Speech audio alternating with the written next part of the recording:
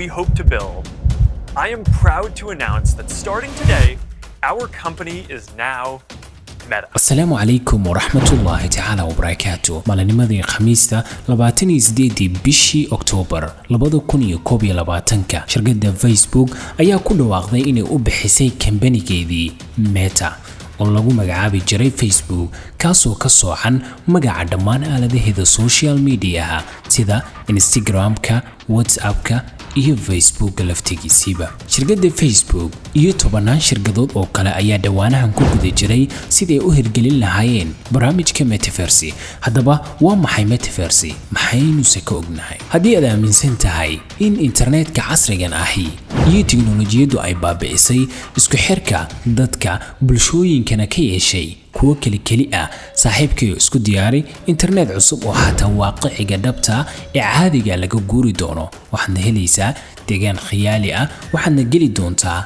duni khiyaali ama virtual ah ama aan xaqiiqo ahayn adigoo gurigaaga jiifa. Mark Zuckerberg ayaa ku sharaxay Metaverse caalam cusub oo ka kooban caalamka xaqiiqda ah iyo mid khiyaali ah kaasoo noqon doona caalamka mustaqbalka soo socda. Sida aan wada ogsoonahay inaad Facebook isticmaasho kaliya waxay u baahan tahay inaad haysato telefoon ama computer ama tablet ama iPad si aad internetkaas u gasho iyo khad ama data. Laakiin marka aynu joogno Metaverse waxaynu u baahannahay madaxgashiga ama si okiyaalaha lagu magacaabo Oculus headset. waxaadna qaadanaysaa labiska kugu habboon waxaadna dooranaysaa avatarka ama kartoonka kuma tali doona waxaadna mushaaxaysaa caalam kale waxaad tagi kartaa halkaa doontid ama waxaad aadi kartaa shaqada doonaysid. sidoo kale waxaad ka qaybgeli kartaa xiisado waxaad kaloo samayn kartaa exercise ama waxaad ka qaybgeli kartaa shirar iyo xaflado halkaa doontid ayaa ka soo jawaabaysaa. waxa macquul ah inta fooqa sare ee gurigaaga fariisatid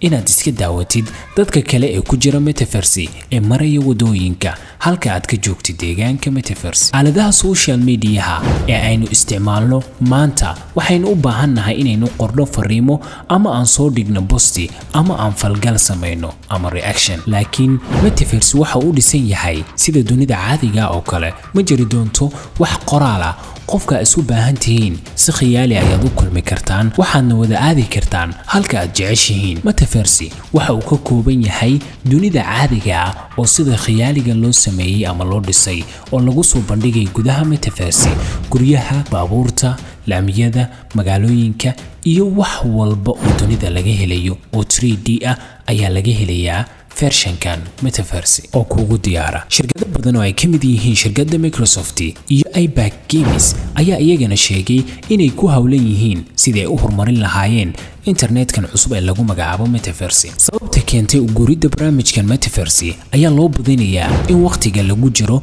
ee corona ay sabab u noqotay inay dad badan u baahdaan duni khiyaali ah taasoo dhammaan shaqaalaha ka shaqeeya kambaniyada ama dadka doonaya inay kulmaan ay ku kulmi karaan halkan Metaverse. qof walba avatarkiisana uu matali doono si caadiyana loo wada hadli karo waana horumar wata dhibtiisa. shirkadda Facebook ayaa tijaabinaysa qaybihii ugu horeeyay waxaan sugnaaba waa natiijada iyo sida ay wax noqdaan.